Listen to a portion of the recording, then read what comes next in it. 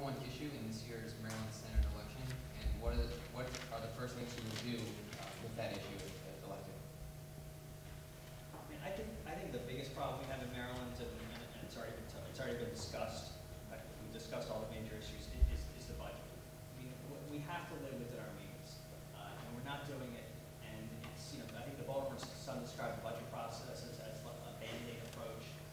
We have a structural deficit of over $1 billion. And what I would do is what I would continue to do. We need to make tough decisions. We give developers hundreds of millions of dollars a year in tax credits. I don't think developers should be getting hundreds of millions of dollars in tax credits. My partner and I disagree. My partner and I also disagree on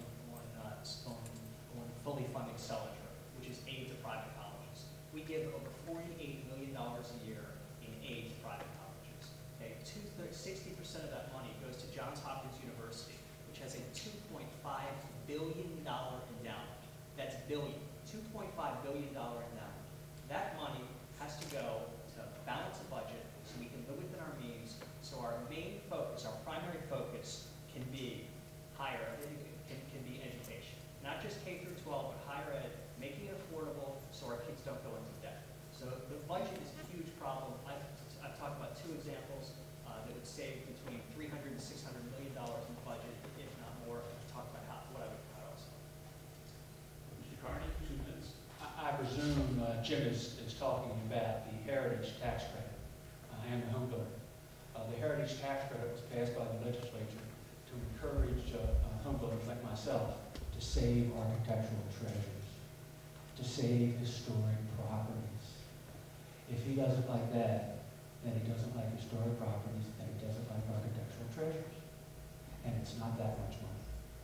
As it relates to Sellinger, which is just another one of his examples, in fact, I do support Sellinger because, in fact, it is the right thing to have to support the private university, in this case, the one in our district, which is Goucher. But the real issue with the deficit is the spending. When you have a $5 billion increase in the middle of a recession, there is plenty of room to make decisions and not affect vital services.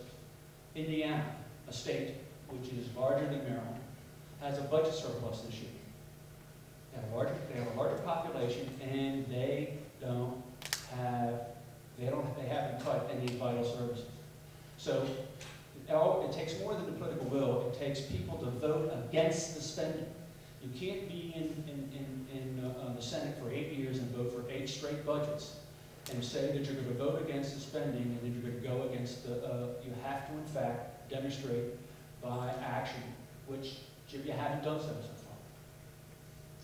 Mr. Brochu, 1 minute. If Kevin's going to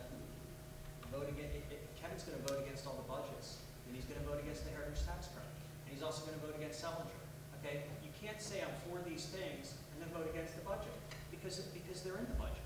And as far as Heritage and Sellinger go, they're good programs, Kevin, but you should understand that we can't afford them. Government has to focus on priorities. We can't be everything. The budget is like this hose, and you stick your finger in it, and you get a weak stream all over the place, okay? We need to focus on priorities. Public education is a priority. Public safety is a priority, and protecting the environment, which I know you don't agree with me on, is a priority, okay? Those are the 3 things we need to focus on. We can, Heritage is great. I would love to protect every architectural treasure. Let's do it with private money. You have the capital, you put it in, and you take your own risk. Government shouldn't be taking the risk for developers because you don't share your profits when you make them, so government shouldn't be doing it. Mr. Carney, 1 minute. It's very simple about a commitment to your principles, and if in fact you want everyone to believe that you will stop the outrageous spending and the wasteful spending in that which you would have voted, the only way you can change things and have the bill go back to the governor and be resubmitted is in fact to vote against it and have it fail. You will then have the priorities, and then you will balance a budget, and you will not have tax increases, and in fact, you will not have to worry about the deficits. You must stand up and vote what you believe and against the overreaching and wasteful spending that Maryland has been on like drunken sailors, with no offense to any sailors in the room, like drunken sailors for the last 4 years.